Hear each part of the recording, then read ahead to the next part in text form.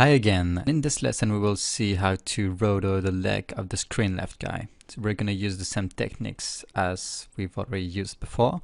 So we're going to take a new layer, call it screen right leg.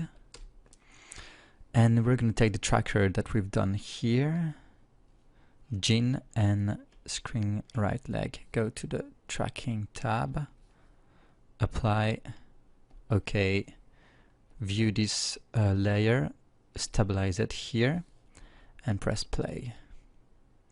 So yeah, there's something that you might have not seen, but actually I move on my screen right foot, and it's not very cool.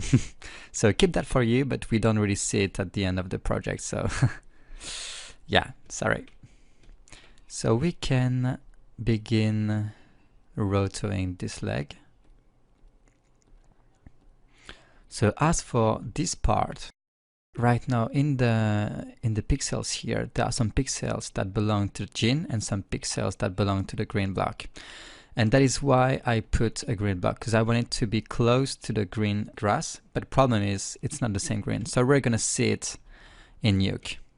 So what I suggest to do is that we can do a roto that is a bit more inside of this gin. So I hope we don't see too much. Cool. Let's press Shift A. Or otherwise we can press Shift A and go onto the invert mode. So we can see right now that there is no green spill in the gin, which is quite cool. Because if we do that, yeah, we can see a bit of green here. I don't like that. Cool, so now we can roto this leg. It begins to rum a little bit on my computer, and I know why. It is because instead, look at that, it's ramming. So instead of being on output mode, you have to be on foreground mode. And now it's not ramming. I will now pause the video to do this roto of the leg. Just keep in mind that you can always go through my silhouette scripts, as these ones are given with this tutorial. Alright, I now have the roto of the leg, and I can give you some tips. You have to always keep your roto consistent. So what does it mean? Because I've already explained it on another lesson, but I'm gonna re-explain that.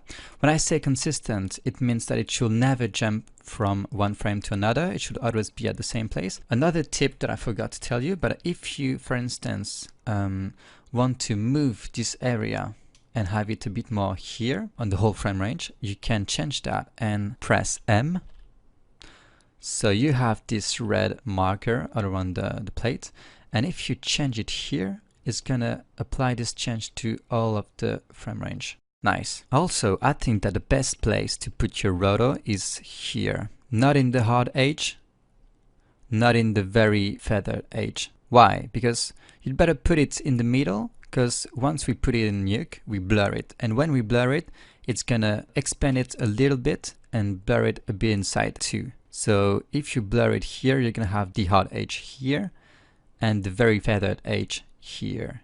Alright, I have nothing more to tell you on this silhouette tutorial, because the roto is not very hard to do. It's just that you have to train and train and train again to be good at roto. So I wish you good luck to roto these people out, and then we're gonna see on the next lesson how to import this roto into Nuke. Goodbye!